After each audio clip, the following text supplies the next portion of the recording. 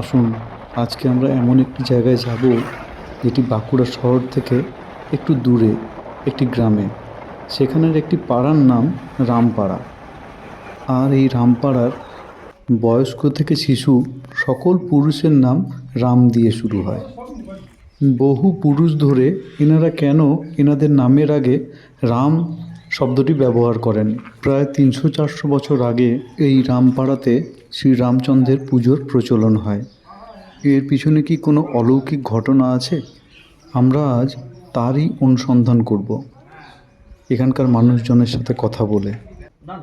তাই অবশ্যই পুরো ভিডিওটি দেখবেন আর ভালো লাগলে শেয়ার করবেন। আমরা চলে এসেছি রাম মন্দিরের কাছে। এ দেখুন, এখানে শ্রী রামচন্দ্র শিলারূপে ভক্তি সহকারে পূজিত হন।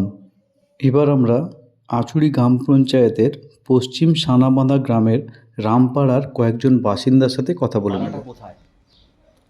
এটাকে আমাদের সবারই রাম দিয়ে নাম তো, এবং আমাদের পুরো বিগ্রহ হচ্ছে প্রভু রামচন্দ্র, সেই জন্য এই পাড়াটার নামও রামপাড়া।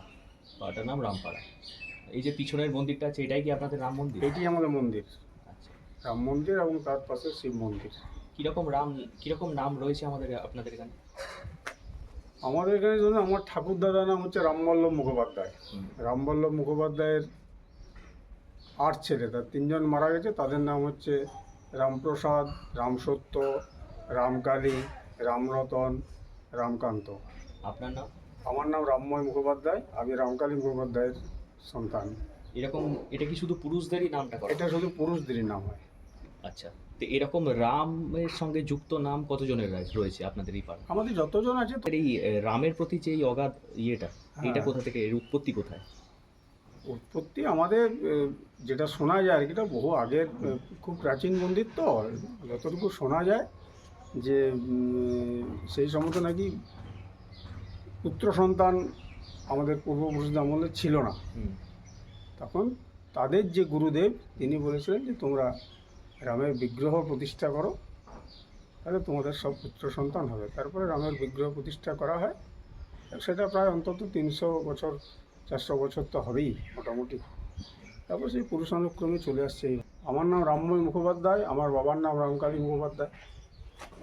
আচ্ছা, আপনাদের যেটা বলেছিলেন যে রাম পুজো করার পরে আপনাদের সন্তান মানে পুত্র সন্তান হবে, সেটা কি হয়েছিল? হ্যাঁ, হয়েছিল না? হ্যাঁ, সত্যি হয়েছে।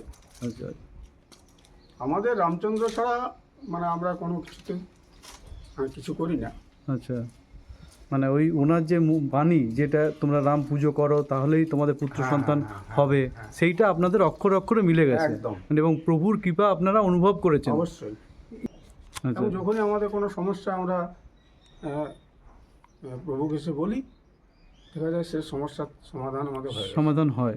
এটাই তো একটা বিরাট বড় ব্যাপার, যে আপনাদের সমস্যার সমাধান হয়। মানে আপনারা কোনো মানুষের কাছে না জানিয়ে প্রভুর কাছে জানান বিষয়টা, প্রভু আপনাদের কৃপা করে সেই সমস্যা, যেটা মানুষকে বললে হবে না, আচ্ছা, প্রভুকেই বলতে হবে। আচ্ছা, প্রভুকে বলাতে আমাদের সেই সমস্যার সমাধান হয়েছে।